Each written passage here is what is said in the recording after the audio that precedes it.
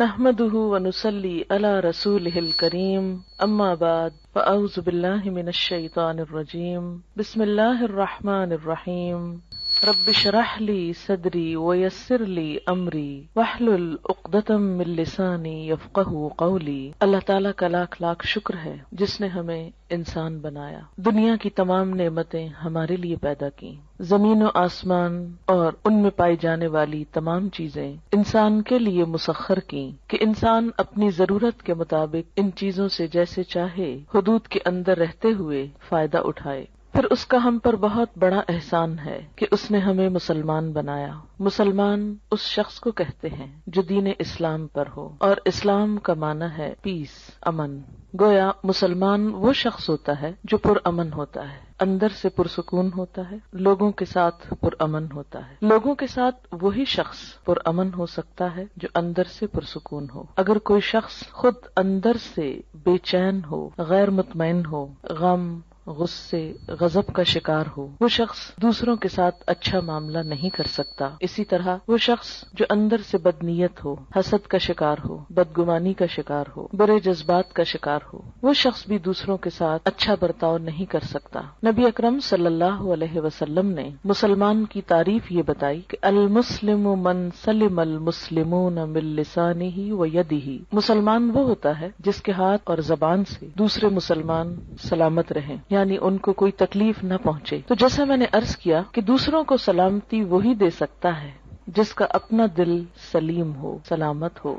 دل کی سلامتی، دل کا اطمینان اور دل کا سکون اللہ کے ذکر میں ہے۔ قرآن پاک میں اللہ تعالیٰ فرماتے ہیں الا بذکر اللہ تطمئن القلوب، خبردار اللہ کے ذکر ہی سے دل اطمینان پاتے ہیں۔ جب دل مطمئن ہو جائیں، پرسکون ہو جائیں، تو ایسے شخص کی گفتگو میں بھی ایک ٹھہراؤ آ جاتا ہے، پرسکون ہو جاتا ہے، پھر وہ دوسروں کے ساتھ معاملہ کرنے میں بھی پرامن رہتا ہے۔ اس کے لیے ضروری ہے کہ ہم سب اللہ کا ذکر کرنے والے ہوں، اللہ کو یاد کرنے والے ہوں، اللہ سے دعا کرنے والے ہوں۔ اسی وجہ سے آج کی اس شام چند دعاؤں کا انتخاب کیا گیا ہے جن کو ہم اگر اپنی زندگی کا حصہ بنا لیں تو لازمی طور پر ہمارا دل پرسکون ہو جائے گا، ہمارے حالات بہتر ہوں گے، اور یہ سب کچھ ہمیں دنیا میں بھی ایک اچھا انسان بننے میں مدد دے گا۔ اور دنیا میں اچھا انسان بننا اس لیے بھی ضروری ہے کہ یہ دنیا پرامن ہو اور اس کے نتیجے میں ہماری آخرت پھر خوشحال ہو۔ ہم سب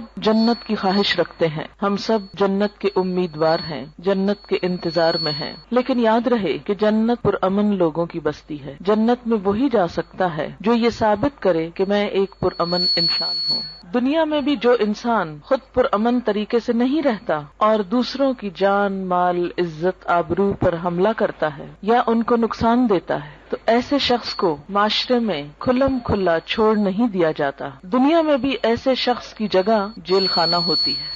ایسے لوگ جو معاشرے کا سکون برباد کریں، معاشرے میں بے چینی پیدا کرنے کا سبب ہوں، ان کو دنیا میں بھی پکڑ کر قید کر دیا جاتا ہے، اور اگر وہ دنیا کی قید سے بچ بھی جائیں، ان کا کوئی جرم ثابت نہ ہو سکے اور دنیا میں کوئی سزا نہ پا سکیں، تو آخرت میں ایسے لوگوں کے لیے پھر یقینی طور پر جیل خانہ ہے۔ اللہ کے جیل خانے کا نام جہنم ہے۔ وہ کون سی چیزیں ہیں جو انسان کو جہنم میں لے جاتی ہیں؟ ان میں انسان کی بری نیت سب سے پہلے آتی ہے۔ اگر کوئی شخص خانہ کعبہ کا طواف بھی کر رہا ہو لیکن اس کی نیت اللہ کو خوش کرنا نہیں، لوگوں کے سامنے اپنی نیکی کا پرچار، قد کے بارے میں کچھ اظہار خیال کیا کہ فلاں تو ٹھنگنی ہے، ٹھنگنی کہتے ہیں جس کا قد چھوٹا ہو۔ آپ صلی اللہ علیہ وسلم نے یہ لفظ سن لیا، آپ نے فرمایا تم نے اتنی سخت بات کی ہے کہ اگر اسے سمندر میں بھی ملا دیا جائے تو اس کا پانی بھی کڑوا ہو جائے۔ لیکن ہمارے عام طور پر ماحول میں اس قسم کے تبصرے کسی کے ناک پہ، کسی کے جسم پہ، کسی کے قد پہ، کسی کے رنگ پہ، کسی کی چال پہ، کسی کی لباس پہ کس قدر عام ہے، اور کبھی ہم نے منہ سے ایسے غلط لفظ نکالتے ہوئے سوچا بھی نہیں کہ ہم کوئی بری بات کر رہے ہیں۔ ہم کہتے ہیں تو کیا ہوا، وہ ایسے نہیں ہے، میں کوئی جھوٹ کہہ رہا ہوں، اور یہ کہہ کر اپنے آپ کو مطمئن کر لیتے ہیں اور پھر رواں تبصرے شروع کر دیتے ہیں۔ عام طور پر گفتگو کا موضوع لوگ ہوتے ہیں اور لوگوں کے ظاہر پر، حالت پر، شکل و صورت پر زیادہ تبصرے ہوتے ہیں۔ ان تمام اخلاقی برائیوں سے بچنے کے لیے ضروری ہے کہ انسان اللہ تعالیٰ سے مدد مانگے، اللہ تعالیٰ سے مدد لے۔ قرآن پاک میں اللہ تعالیٰ فرماتے ہیں کسی بھی مشکل سے نجات پانے کا جو ذریعہ ہے وہ ہے وَاسْتَعِینُوا بِالصَّبْرِ وَالصَّلَاةِ، مدد مانگو صبر کے ساتھ اور نماز کے ساتھ۔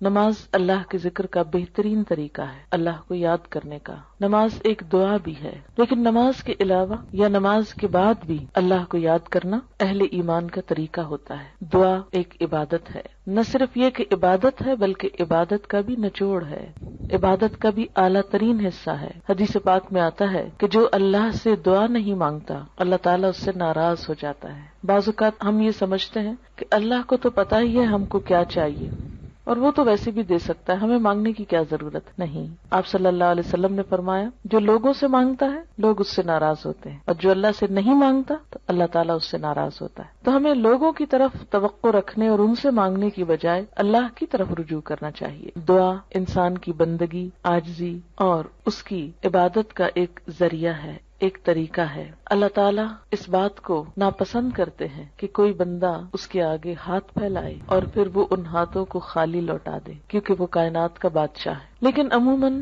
ہم دعا مانگنے میں کچھ ایسی غلطیاں کرتے ہیں کہ جن کی وجہ سے دعا قبول نہیں ہوتی۔ اس میں سب سے بڑی غلطی یہ ہوتی ہے کہ بسا اوقات ہم دعا تو مانگتے ہیں لیکن غفلت کے ساتھ توجہ نہیں کرتے، ہمیں یہ نہیں پتا ہوتا ہم مانگ کیا رہے ہیں۔ بعض اوقات کیا کرتے ہیں، کسی مشکل کے لیے وظیفہ تو پڑھتے رہتے ہیں، کوئی مخصوص آیت 1000 دفعہ پڑھ لی، 2000 دفعہ پڑھ لی، لیکن دعا نہیں مانگتے۔ ہم سمجھتے ہیں کہ صرف یہ آیت پڑھنے سے ہی کام ہو جائے گا۔ اس طرح ہم اپنے اوپر ایک ناروا بوجھ بھی ڈالتے ہیں اور دعا سے بھی محروم رہتے ہیں۔ بعض اوقات ایسی دعائیں مانگتے ہیں جو اس موقع کی مناسبت سے نہیں ہوتی۔ بعض اوقات ہم کچھ چیزیں تو مانگ لیتے ہیں روٹین میں یا رٹے رٹائے جملے بول دیتے ہیں لیکن ان کو محسوس نہیں کرتے، اور بعض چیزیں ہماری ضرورت کی ایسی ہوتی ہیں کہ جن کو مانگنے کا ہمیں سلیقہ ہی نہیں آتا کہ وہ بھی مانگنی چاہیے۔ اس لیے وہ تمام چیزیں ہم مانگیں جو نبی صلی اللہ علیہ وسلم نے مانگی۔ وہ کیوں، کس لیے؟ اس لیے کہ آپ ہمارے لیے ایک بہترین نمونہ تھے، آپ کی دعائیں بھی قبول ہوئیں، آپ کے مانگنے کا طریقہ بھی ہم سے زیادہ بہتر تھا،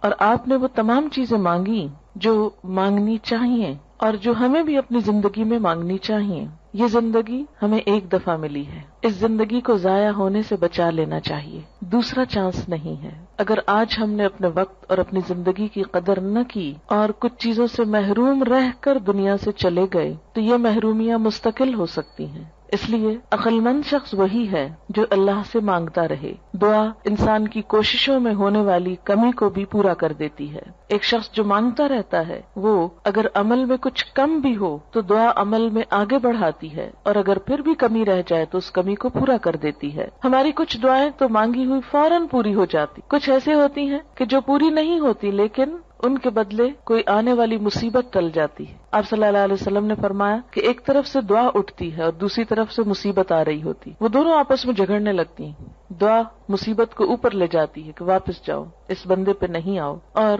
مصیبت اترنا چاہتی، پھر فرمایا جس میں زیادہ زور ہوتا ہے وہ دوسرے کو دبا لیتی۔ اگر دعا میں طاقت ہے، دعا میں قوت ہے، شوق ہے تو وہ مصیبت کو واپس لے جائے گی، اور اسی طرح اگر دعا پھیکی ہے، ڈھیلی ڈھالی ہے، یا مانگی نہیں یا پوری نہیں تو پھر مصیبت آ جاتی ہے۔ تو دعا کا ایک فائدہ کیا ہے؟ بسا اوقات وہی چیز مل جاتی جو ہم مانگ رہے ہوتے ہیں، بعض اوقات وہ تو نہیں ملتی، وہ جا رہی ہوتی ہے لیکن راستے میں وہ ایک آنے والی مصیبت کو واپس لے جاتی۔ مثلا انسان پہ کوئی بیماری آنے والی ہوتی اور انسان کو نہیں خبر کہ اس کے ساتھ یہ ہونے والا ہے، انسان کچھ اور مانگ رہا ہوتا ہے، مال مانگ رہا ہوتا ہے، اولاد مانگ رہا ہوتا ہے، گھر مانگ رہا ہوتا ہے، یا جو ہماری عام روزمرہ زندگی میں مانگنے کی چیزیں۔ اب اس کو وہ تو نہیں ملتا جو وہ مانگ رہا ہے، لیکن وہ مصیبت ٹل جاتی ہے جو آنے والی تھی، کیونکہ اگر وہ آ جاتی تو یہ مانگی ہوئی چیز ملنے کے باوجود وہ اس کی خوشی نہ دیکھ سکتا۔ مثلا اگر ایک انسان کی موت آ رہی اور وہ زندگی نہیں مانگ رہا، وہ گھر مانگ رہا ہے، اگر اس کی دعا اسی طرح قبول کر لی جائے، اس کو ایک اچھا گھر مل جائے، لیکن گھر ملتے ہی اس کی زندگی باقی نہ رہے، تو اس کو اس گھر کے ملنے کا کیا فائدہ ہوا؟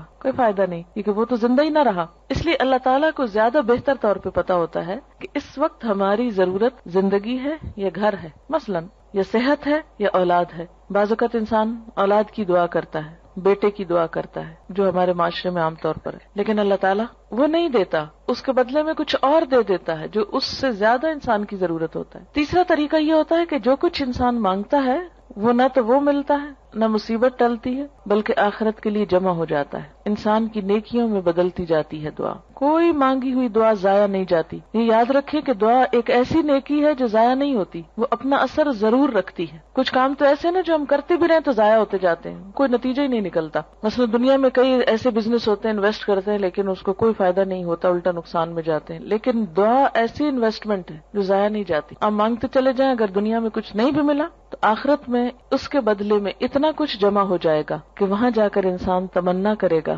اے کاش میری کوئی دعا دنیا میں نہ سنی جاتی اور مجھے آج ہی سب کچھ مل جاتا. پیغمبر ساری زندگی ایک دعا مانگ کر مایوس نہیں ہوئے. حضرت زکریا علیہ السلام ایک جگہ پر کہتے ہیں وَلَمْ أَكُمْ بِدُعَائِكَ رَبِّ شَقِيًّا، کہ اے میرے رب تجھ سے دعا مانگ کر تو میں کبھی نامراد ہوا ہی نہیں. یہ تو ایسا کام ہے جس کے بعد نامرادی ہے ہی نہیں، نقصان ہے ہی نہیں، خسارہ ہے ہی نہیں. اس لیے انسان کو مانگتے رہنا چاہیے. وآخر دعوانا ان الحمد للہ رب العالمین.